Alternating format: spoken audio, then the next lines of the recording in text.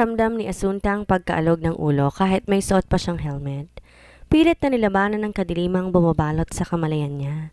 Hindi siya maaaring mamatay lalo na't marami pa siyang kailangan tuklasin. Nakita niya ang pagtigil ng motorcycle na humahabol sa kanya mula sa hindi kalayuan sa kinasadlakan. Gusto niyang unahan to sa pagputok, ngunit hindi niya na magawang igalaw ang katawan o kahit kamay upang hugutin ang baril na nakasuksok sa tagiliran. Ito na ba ang katapusan ko? Naitanong ni Asunta sa sarili at kusang tumulo ang luha niya. Naipikit niya ang mga mata nang makitang inangat na ng kriminal ang hawak itong baril. Di niya na alam kung ano ang sumunod na nangyari. Narinig na lang niya ang putok ng baril pero alam niya hindi siya natamaan. Ang bigat na ng pakiramdam niya at hindi magawang maimulat ang mga mata. Para siyang patay na buhay at naririnig ang alingawngaw ng sirena ng sasakyang pangpulis. Napangiti siya sa isipan nang marinig ang galit na tunog ng makina ng sasakyan at umalis iyon. Muli, inasinta ni Johnny ang sakay ng kotseng nakaharang kanina sa daan, ngunit mabilis tong nakaalis katulad sa motorcycle. Alam niya na tamaan niya sa braso ang angkas ng motor kanina kaya hindi nagawang ituloy ang pagbaril kay Asunta. Nagkagulo ang mga tao sa paligid at ilang sasakyan na nakasabay sa nangyari. Di na hinabol ni Johnny ang mga kriminal at mabilis nilapitan ng kaibigan. Shit, hold on. Dadalhin kita sa ospital? Nataranta siya kung ano sanang dapat hawakan ng dalaga upang madala sa ospital. Duguan ng kaibigan at hindi alam kung saan nagkaroon ng sugat. Shit, Asunta. Sino may gawa nito sa'yo? Galit na niningon ni Johnny si Ramil na siyang nagsalita. Don't touch her. Angil na rito ng tangkang hahawakan ng kaibigan niya. Sino ka? Kailangan kong dalhin sa ospital ang kaibigan ko? Galit ding angil ni Ramil sa lalaki. Walang salitang binuhat ni Johnny ang kaibigan kahit nanginginig ang mga kamay niya. Ikaw ang magmaneho, bilis. Sinantabi niya muna ang galit sa lalaki at kailangan madala sa ospital ang dalaga. Patakbong sumunod si Ramil sa lalaking may buhat sa dalaga. Ang sasakyan nito ang ginamit at nang makaupo sa harap ng manibela, agad na pinatakbo iyon. Nagmukhang police car ang sasakyan nito dahil sa gamit itong ipinatong sa itaas ang bubong na patuloy sa pag-alingawngaw. Asunta, huwag kang matulog. Kailangan mong lumaban? Garalgal ang boses na kausap ni Johnny sa kaibigan. Alam niyang gising to at tilang magong makapagsalita. Kahit papano lumakas ang loob ni Asunta na makilala ang boses ng kaibigan. Malapit na tayo, lumaban ka. Patuloy na kausap ni Johnny sa kaibigan habang inaaplos ang pesi nitong may bahid na dugo. Ngumiti si Asunta bago nahigit ang sariling hininga. Mabilis kumabog ang dibdib niya at natakot dahil para naghahabol na lang siya ng hininga. Shit, Asunta, huwag mo akong takutin. Nanlaki ang mga mata ni Johnny nang manginig ang buong katawan ng kaibigan at mukhang naghahabol ng hininga. Sa opisina hindi mapakali si Michael. Parang may bumundol sa dibdib niya at sumakit iyon. Si Asunta agad pumasok sa isipan niya na nagpakabog na malakas sa puso niya. Agad na dinampot ang cellphone at tinawagan to. Nakailang ring din bago may sumagot. Nanginginig na dinukot ni Johnny ang cellphone ng kaibigan na nasa bulsa ng suot nitong jacket. Walang pag-aalinlangan sinagot niya yon na makitang si Michael ang tumatawag. Asunta, look. Tumatawag si Michael kaya lumaban ka. Daig pa ni Michael ang binuhusan na malamig na tubig nang marinig ang boses ni Johnny at kinakausap si Asunta. What happened? Galit niyang tanong dito. Shit! Bilisan mo ang pagpapatakbo ng sasakyan. Kapag si Asunta hindi umabot sa ospital, papatayin din kita. Singhal ni Johnny kay Ramil at tinutok dito ang baril. Gumewang si Michael sa kinaupuan at nanlambot na marinig ang malulutong na mura ni Johnny. Parang sinilaban ang pangupo niya nang makatayo at patakbong lumabas ng opisina. Sir, saan po kayo pupunta? Tanong ng assistant kay Michael ngunit hindi siya pinansin ng binata. Asunta? Tawag ni Michael sa dalaga habang patuloy sa pagtakbo papasok sa VIP elevator. Baby, I'm coming, okay? Hold on, papunta na ako. Nakahinga na maluwag sa Johnny nang unti-unti kumalma ang paghinga ng kaibigan. Naka-loudspeaker ang cellphone kaya tinig niya ang pinagsasabi ni Michael. Halata rin sa boss ng lalaki ang labis sa pag-aalala kay Asunta at mukhang umiiyak pa. Kausapin mo lang siya para lumakas ang loob. Mabilis pinunasan ni Michael ang luha sa pisngi habang nagmamaneho. Di niya binaba ang tawag at patuloy kinakausap ang dalaga kahit walang sagot na nakukuha mula dito. Di niya alam anong nangyari dito pero sigurado siya nasa kritikal ang kondisyon nito. Narinig niyang may ibang boses na sa paligid ng dalaga at mukhang tinutulungan na maipasok sa loob ng ospital. Doc, please, iligtas ninyo ang buhay ng kaibigan ko. Pakiusap ni Johnny sa doktor. Tulalang nakasandal lang si Ramil sa malamig na dingding at di alam ang gagawin. Parang lobot lang siya kanina at di magawang tinignan si Asunta na mukhang naghihingalo. Kahit di pa na-ipark ng maayos ang sasakyan, nagmamadaling bumaba na ng sasakyan si Michael. Halos di pa rin pa niyang hallway hanggang sa marating ang operating room. Pero bigla rin siyang tumigil sa paghakbang. 5 hakbang na lang ang layo na makita si John Ray, may bahid ng dugo ang suot at ang mga kamay. Nag-angat ang tingin sa John Ray nang maramdaman ang presensya ni Michael. Ang sarap lang nitong suntukin kahit mukha na tong pinagbagsakan ng langit at lupa. Ito ang sinisisi niya ngayon sa mga nangyayari sa kaibigan niya. Walang kaaway ang kaibigan niya para pagtangkaan ang buhay nito. Kaya't sigurado siya na dahil dito, kaya nanganganib ang buhay ni Asunta. Ano nangyari sa kanya? Mahina ngunit may bahid ng galit ang tanong ni Michael kay John Ray. Itanong mo sa lalaking yan. Galit na turo ni John Ray kay Ramil na mukhang tulala lang sa kinatatayuan. Mukhang natauhan na napatawid ng tayo si Ramil nang masalubong ang nanlilisik na mga mata ni Michael dahil sa galit. Hindi ko alam.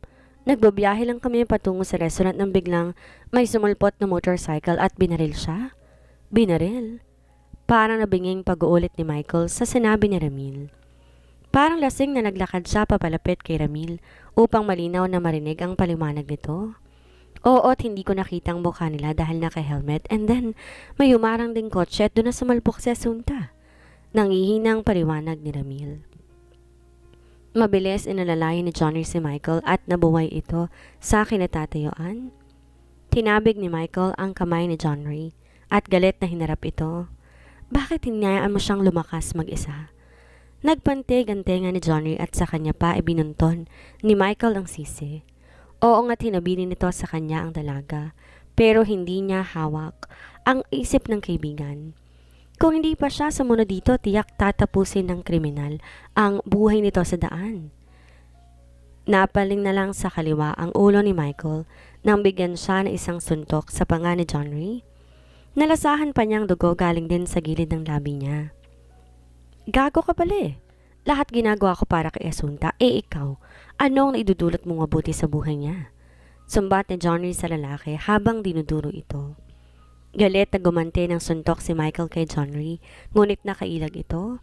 Kukwelyuhan niya sana to ngunit may dumating na staff ng naturang ospital. Mga sir, please, huwag kayo dito gumawa ng gulo.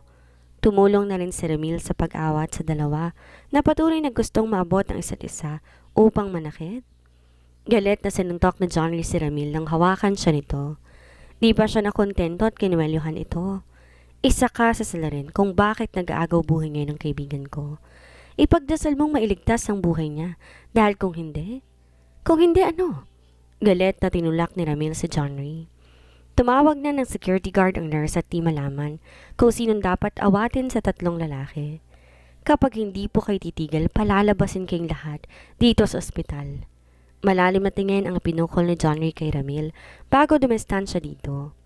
Pagtingin niya kay Michael, nakasquat na nakaupo habang nakasandal sa dingding, mukhang nagdarasal. Ginaya niya ito. Hindi dapat sila nag-aaway ngayon at kailangang gawin, ipagdasal ang dalaga upang makaligtas sa tiyak na kamatayan. Halos kalahating oras ang lumipas, hindi pa rin lumalabas ang doktor na gumagamot kay Asunta na kinabahala ng husto ni Michael. Lahat na yata ng santo tinawag niya upang mailigtas ang dalaga sa tiyak na kapahamakan. Pasimpleng sinulipan ni John Ray si Ramil na nakatayo lang din kanina pa sa isang tabi. Nang makita tong tumalikod at lumayo sa kanila, nilapitan niya si Michael. Napatingin si Michael sa lalaki nang ipatong nitong kamay sa braso niya. Kailangan mong palayuin muna ang iyong ama at target siya ng kaaway mo ngayon, bukod kay Asunta. Tumalim ang tingin ni Michael sa lalaki at mahigpit hinawakan to sa isang braso. What do you mean? Hindi pa kami tapos mag-imbestiga ni Asunta, ngunit mukhang nakatunog ang kalaban mo at inunahan na kami. Maraming traidor ang nakapaligid sa inyong dalawa, kaya't nalaman ang bawat galaw ninyo. Alam kong may sakit ang iyong ina at hindi niyo maaaring malaman itong nangyari ngayon. Parang napapasong binitawan ni Michael ang braso ni Johnny at napasandal sa dingding. Ang mga tuhod mukhang titiklop dahil nakumpirmang siya nga ang dahilan kung ba't nag-aagaw buhay ngayon si Asunta. Huwag mo nang sasihin ang sarili mo at wala na yang magagawa pa. Sundin mo ang payo ko at ayoko ring multahin ako ng kaibigan ko kapag may nangyaring masama sa iyong ina. Hindi siya mamamatay. Galit na angil niya kay Johnny dahil sa huling sinabi nito kahit pabiro pa yon. I know. Naitaas ni Johnny ang dalawang kamay bilang pagsuko upang di na magalit ang binata. Walang ibang dapat makakaalam sa pag-alis ng parents mo ngayon. Kumilos ka na't di ako aalis dito para bantayan si Asunta. Naihilamos ni Michael ang palad sa sariling mukha bago dinukot ang cellphone. Huwag ka ring magtiwala kay Ramil. Pabalong na ani Johnny bago pa makapag-dial si Michael. Sandaling natigilan si Johnny. Napahigpit ang hawak sa cellphone. Palapit na sa kinaroonan nila si Ramil at di niya alam kung saan ito galing. Sa kapilya muna ako. Napasunod ang tingin ni Ramil kay Michael at bigla itong umalis. Sasamahan na kita. No, dito ka lang at samahan sa Johnny sa pagbabantay kay Asunta. Matigas na tanggi ni Michael.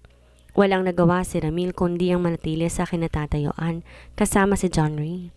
Hindi niya maaaring sundan ng palihim si Michael at baka makalata si Johnny.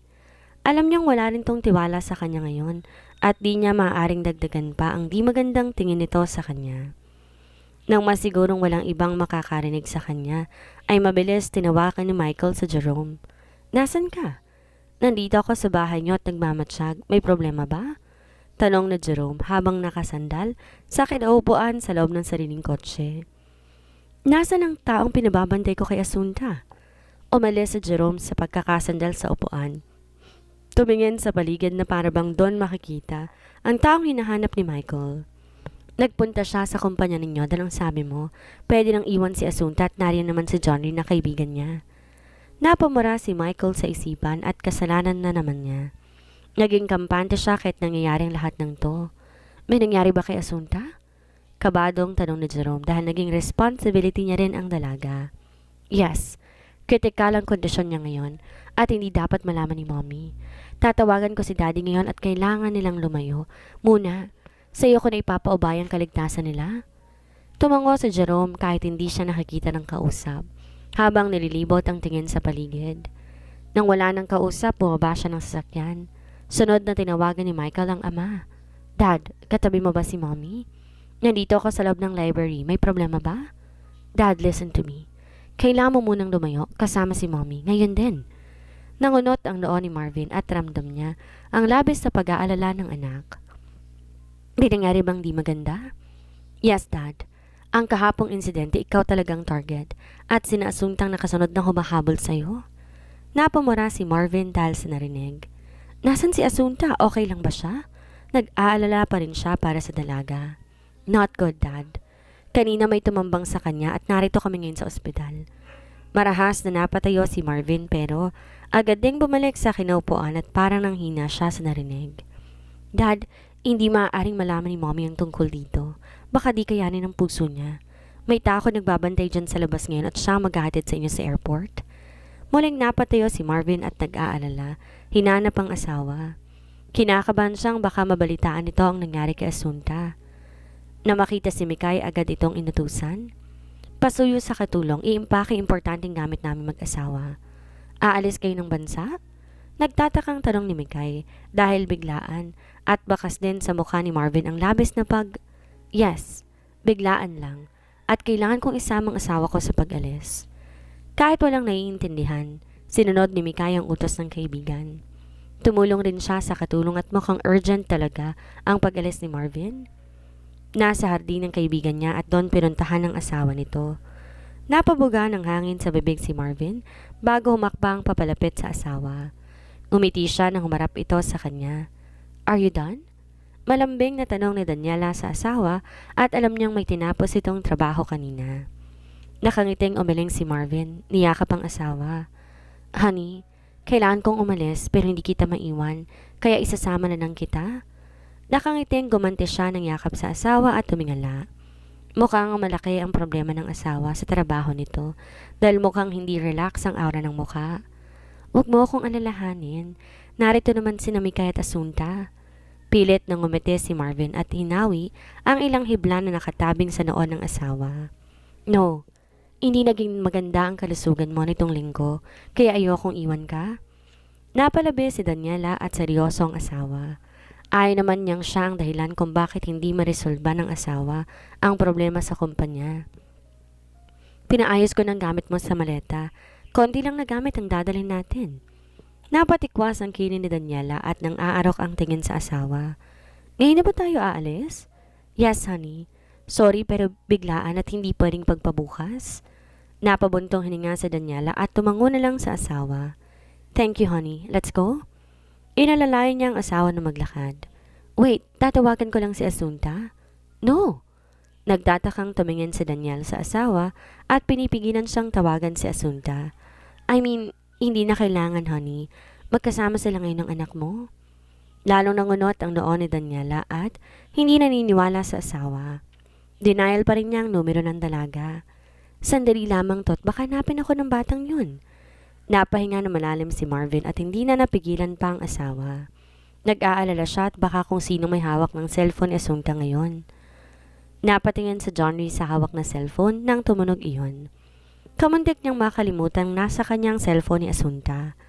Ayaw sanang sagutin ang tawag dahil hindi alam ang isasagot, ngunit inago yun ni Michael sa kamay niya. Di niya na malayang nakabalik na pala to. Mom? Patanong na sagot ni Michael sa ina. Biglang napangiti si Daniela nang makilala ang boses ng anak.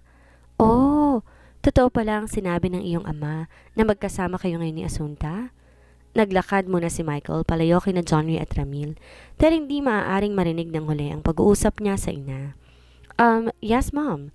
Nakaitawag na rin sa akin kanina ni Daddy na paalis siya at gusto kang isama. Muling napangiti sa Daniela at kinawit ang kamay sa braso ng asawa. Oo, iho. Alam mo namang mahal na mahal ako ng daddy mo at di makakatulog na wala ako sa tabi niya. Pumalatak si Marvin at may kasama pang yabang ang sinabi ng asawa. Ganon man masaya siya, totoong sobrang mahal niya ito, kaya nga ilalayo na muna niya. Pagdarasal na lang niyang sana'y maging okay si Asunta. Pwede ko bang makausap muna si Asunta, iho? Napatikim si Michael, pilit na ngumiti kahit di siya nakikita ng ina. Mom, sorry pero kapapasok lang ni Asunta sa banyo at naliligo. Nahihiyang pagsisinungaling niya sa ina. Mukhang kinikilig nang ngumiti si Daniela. Alright, di na ako magtatanong kung nasan kayo at bakit magkasama. Pero sisiguraduhin mong sa pagbalik namin ay may magandang balita na sa inyong dalawa. Yes, Mom. Mag-ingat kayo at enjoy rin ang bakasyon kasama si Daddy. Di na nabura ang ngiti sa labi ni Daniela kahit wala nang kausap. Siya nang humila sa kamay ng asawa para pumasok ng silid nila at maayos ang gamit na dadalhin. Ngunit nagulat siya tapos na palang gawin ng katulong at ni Mikay. Huwag mo akong alalahanin dito at ako na muna ang donya habang wala ka. Biro ni Mikay sa kaibigan. Di pa rin nawawala ang kaba sa dibdib niya at alam niya hindi magandang nangyayari kaya't biglaan itong pag-alis ng mag-asawa. Mikay, tatawagan ka ni Michael at siya nang bahala sa inyo ni Asunta? Halos pabulong lang na ani Marvin habang kinukuha ang code. Lalong lumakas ang kabog sa dibdib ni Mikay dahil sabi ni Marvin pero ang concern nila ngayon na kay Daniela kaya't pinakalma niyang sarili bago pa humarap sa kaibigan. Aalis na kami. Nakangiting paalam ni Daniela sa kaibigan. Nanatili lang si Mikay sa kinatatayuan at nakita niya isang lalaking sumalubong kina Marvin. Ito ang nagmaneho ng sasakyan gayong hindi naman to ang driver ng pamilya. Marahil hindi niyo napansin ni Daniela pero sa kanya hindi nakalampas yon. Ate Mikay, nasa telepono po si Sir Michael? Tawag ng katulong. Nagmamadaling pumasok sa loob ng bahay si Mikay at nakaalis na rin ang sasakyan nila ni Marvin. Dumoble ang kabog ng dibdib niya. Nanginig ang kamay na inangat ang telepono. Ninang, I'm sorry po. Agad pumatak ang luha sa mata ni Mikay. Kahit pa alam niya ang dahilan kung bakit nahingi ng tawad ng binata. Na? Aalis na po ba si na mommy?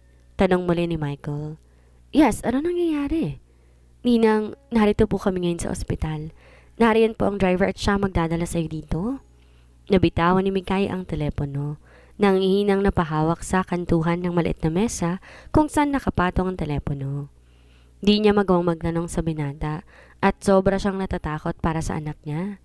Ate, nasa labas po ang driver at tinatanong kung ready ka nang umalis.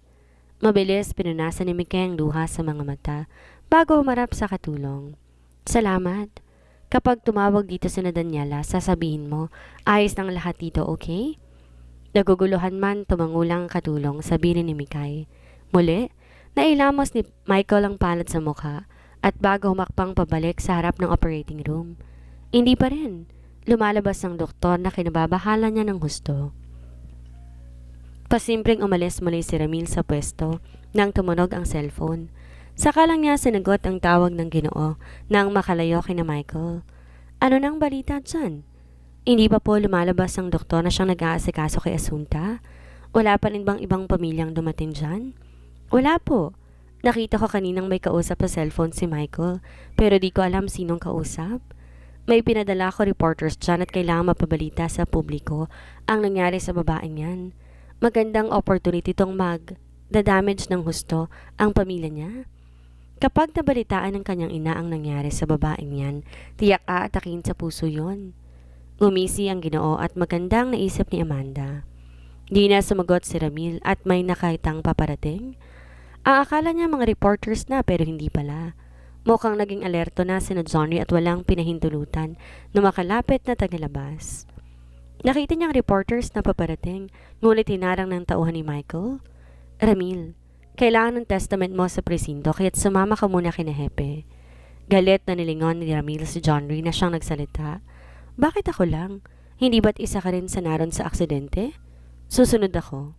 Ngumiti si Johnny sa lalaki.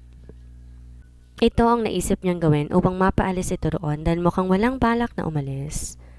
Nagdududang napatingin si Ramin sa lalaking lumapit sa kanya. Naka-uniform nga itong pangpulis pero wala siyang tiwala. Sir, sumama kayo sa akin at magpaliwanag sa presinto upang malinis na rin ang pangalan niyo bilang isa sa may alam sa nangyaring barilan sa kalye. Napilitan si Ramil sumama sa lalaking kumakausap sa kanya sa takot na maging suspect siya sa halip na witness. Tinangoan ni Michael ang lalaki magdadala kay Ramil. Marumi magtrabaho ang kalabang hindi pa kumpirmado kung sino, kaya't sasabayan niya ang mga to. Pero mga reporters na dumating kanina ay una nang napaalis at siniguro niya di nakita ng mga to si Ramil na umalis kasama ng tauhan niya. Nagmamadaling dumapit si Rosalyn at Spencer kay Michael pagkapasok sa ospital. Tito, thank you sa mabilisang respond. Pasalamat ni Michael kay Spencer at ito ang nagpadala ng mga tao upang makuha si Ramil at maharangan ng mga reporters. Ayaw nilang mapabalita yun sa telebisyon at baka mapanood ng kanyang ina.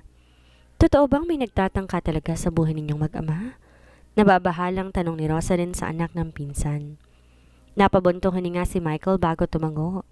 Magsasalita pa sana siya ngunit bigla bumukas ang pinto ng operating room. Parang biglang nalimutan niyang paghinga na makita ang mansa ng dugo sa coat nito. Nagmamadaling lumapit si Michael sa doktor at mahigpit niyang hinawakan sa kamay. Dok, kamusta po ang pasyente? Nagkaroon ng ilang fracture sa tadyang niya at braso. Nagkaroon din siya ng sugat sa gilid ng ulo kaya't kailangang isagawa ang CT scan para masigurong walang damage ang brain ng pasyente. Gawin niyo po ang nararapat, Dok, upang gumaling na siya. Magkapanabay na bigkas na Johnny at Michael. Pero hindi ko pa rin masabi na 100% na siyang nakasurvive. Malakas ang impact ng pagkakabagok ng ulo niya kahit na may suot pa siyang helmet. Kapag hindi pa siya nagigising sa loob ng 12 hours, idedeklara siyang comatose. Nangihinang napahakbang si Michael paatras at para siyang matutumba. Mabutit may taong humawak sa likod niya at inalalayan siyang manatiling nakatayo. Umiling siya at gustong magprotesta sa sinabi ng doktor, ngunit hanggang buka lang ng bibig ang nagawa niya. Parang bigla nawala ang boses niya. Be strong. Malakas si Asunta kaya hindi siya mang-iiwan. Pinisil ni Spencer sa balikat ang binata at nanatili sa likuran nito. Bilang lakas nito ngayon, siya muna ang tatayong ama dito ngayon dahil wala si Marvin. Tanging dasal ang magagawa natin ngayon upang malampasan niya ang tiyak na kamatayan. Dugtong pa ng doktor bago tumalikod. Mula sa kinatatayuan parang tuod na nakatayo lang si Mikay. Narinig pa niya ang huling sinabi ng doktor. Bago tumalikod?